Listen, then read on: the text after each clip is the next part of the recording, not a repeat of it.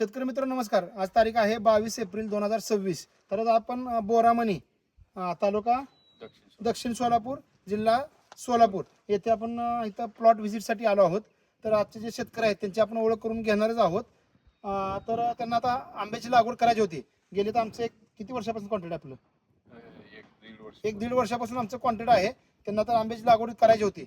म्हणून त्यांनी काय म्हटलं एकदा आमच्या प्लॉटवर येऊन बघून जावा. तर साहेब सर्वप्रथम तुमची ओळख करून द्या. मी अनिल कुमार ननवरे, बोरामणे, माजी सरपंच. बरं, बोरामध्ये तुम्ही माझे सरपंच आहात. आता आपल्याला लागवड किती करायची आहे? 15 एकरची. 15 एकराची लागवड करायची आहे. आता आपलं कॉन्टॅक्ट कुठून झालं होतं, कसं झालं होतं?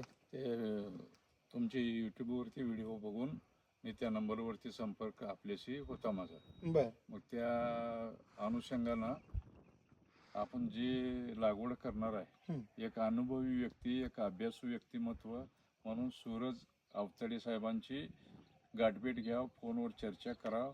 आज स्वतंत्र जमलं तर एक वेळ आपल्या शेताला त्यांनी व्हिजिट द्यावं असं मी त्यांना फोनवरती विनंती केलो. त्या विनंतीला मान देऊन त्यांनी आज मला इथं मार्गदर्शन करण्यासाठी आंब्याची रोपे कसं असावेत, अंतर किती असावं, पाणी पुरवठा नियोजन कसं असावं आणि झाडाच्या अंतराबरोबर ते चर कसं खोदून घ्यावं, त्याला म्हणजे लागवड पद्धतीपासून उगवण क्षमतेपर्यंत, त्याला औषधापासून सगळ्या फवारण्यापर्यंत सगळ्या गोष्टीचं मार्गदर्शन त्यांनी योग्य पद्धतीने केलेलं आहे.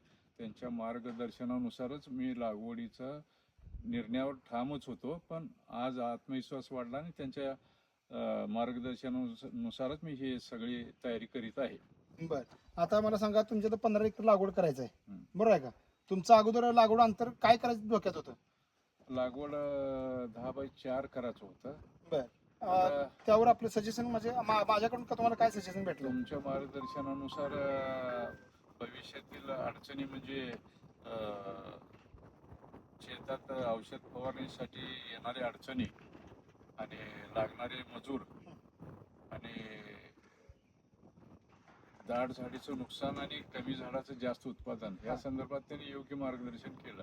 त्यानुसार मी आता माझ्या लागवडीचं अंतर 10-4 करायचे ते 10-5 किंवा 12-5 करणार असं माझा निर्णय आहे. कारण की आता कोणताही नर्सरीवाला किंवा कुठलाही एखादा दुकानदार असेल किंवा एखाद्या व्यक्तीकडे कुठलाही तो व्यवसाय असू द्या, एखादा कस्टमर येतो, समजा तो 5 वस्तू मागतोय, तर कुठला दुकानदार किंवा तो म्हणत नाही की बाबा तुम्ही 4च वस्तू घेऊन जावा. त्यांना मी ते सांगितलं, माझी जरी नर्सरी असली तरी हे लागणं चुकीचं आहे. 4x10 वर लावलं असतं तुम्हाला कमीत कमी मागे सांगितलं आपलं 10 अकरा किती लागले, 10,400 रुपये लागले असते त्यांना.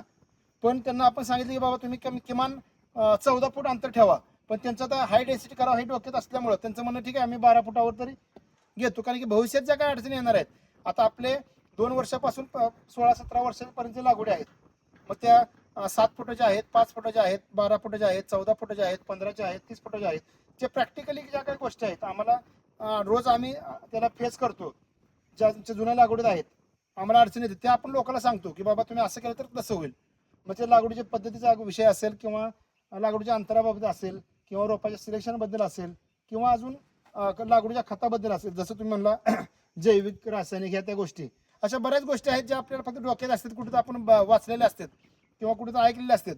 पण ज्यावेळेस आपण प्रॅक्टिकल करायला जातो त्यावेळेस खूप जास्त प्रॉब्लेम येते. जसं की आता आपलं ड्रिपचं पाणी नियोजनाचं किती सांगा तुम्ही. माझं नियोजन इनलाईनचं होतं. इनलाईन ड्रीपचं कशा पद्धतीने शेतकऱ्याचं नुकसान होतंय, कशा पद्धतीनं आर्थिक नुकसान त्या इनलाईन पद्धतीने होतंय आणि फायदा कशा पद्धतीने होतोय, त्यांच्या योग्य मार्गदर्शनानं मी ड्रीपचं गुंड्या लावण्याचा निर्णय घेतलो. इनलाईन कॅन्सल करून तुम्ही बंडल पण आणले, किती बंडल आले आता? बंडल जवळजवळ 100 बंडल आहेत. लागवड करायची म्हणून त्यांनी फेनोलेक्सचे जवळजवळ इनलाईनचे 100 बंडल इथं मागे गोडाऊनमध्ये आणून ठेवलेत.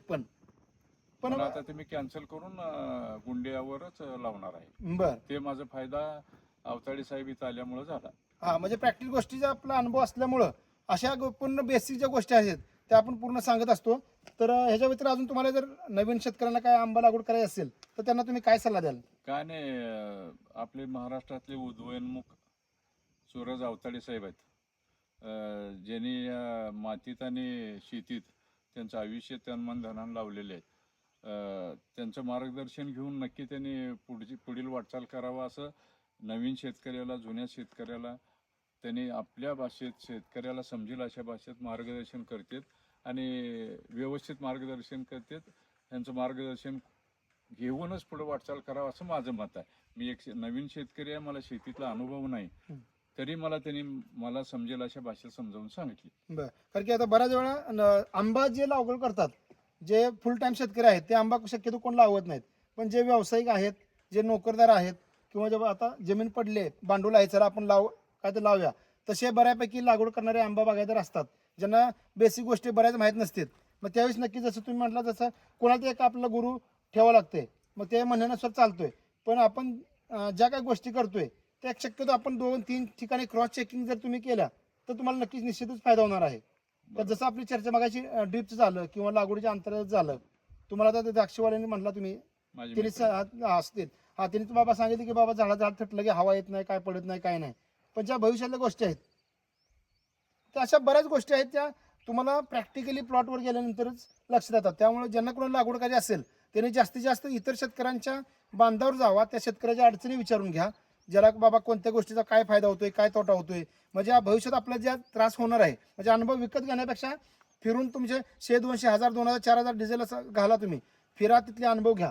कारण एखादी तुम्ही गोष्ट केली आणि उद्या समजा 2 वर्ष 1.5 वर्षांनी त्याचा काय तोटा झाला तर ते होणार नुकसान जास्त असते. त्यामुळे अगोदरच थोडी इन्व्हेस्टमेंट करा, फिरा, अनुभव घ्या प्रॅक्टिकली आणि लागवड करा. आणि तुम्हाला जर आंबा पिकाबद्दल काय माहिती हवी असेल तर तुम्ही नक्की आपल्या नर्सरीला किंवा आपल्या बागेला भेट देऊ शकता. जसं तुम्हाला मी सांगितलं 2 वर्षापासून 16-17 वर्षामध्ये आपले स्वतःचे प्लॉट आहेत ते तुम्ही प्रत्यक्षात येऊन बघा आणि तर मग ठरवा की बाबा लागवडानंतर जसं जरी मी तुम्हाला सांगितलं असेल होता 5x14 किमान 5x14 करा, त्या 5 पण कमी होते पण तुमची इच्छा आहे म्हणून आता आपण 7x14 7x15 असं अंतर सांगतो.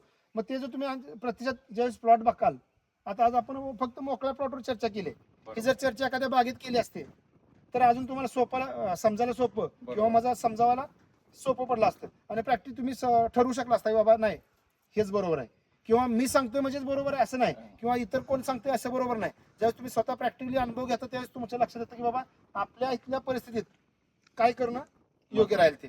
तर अशाच जर माहितीपूर्ण व्हिडिओ बघायचे असतील तर आपला शेतकरी मित्र सूरज अवतडे हा युट्यूब चॅनल सबस्क्राईब करा. आणि साहेब तुम्ही जे काय आता 15 एकराचा डाव मांडताय त्यासाठी आमच्याकडून तुम्हाला खूप खूप शुभेच्छा आणि तुमचा लागवड अतिशय चांगली व्हावी, तुम्हाला तुमच्या अपेक्षाप्रमाणे यातून उत्पन्न मिळावं ही ईश्वरचरणी प्रार्थना. धन्यवाद.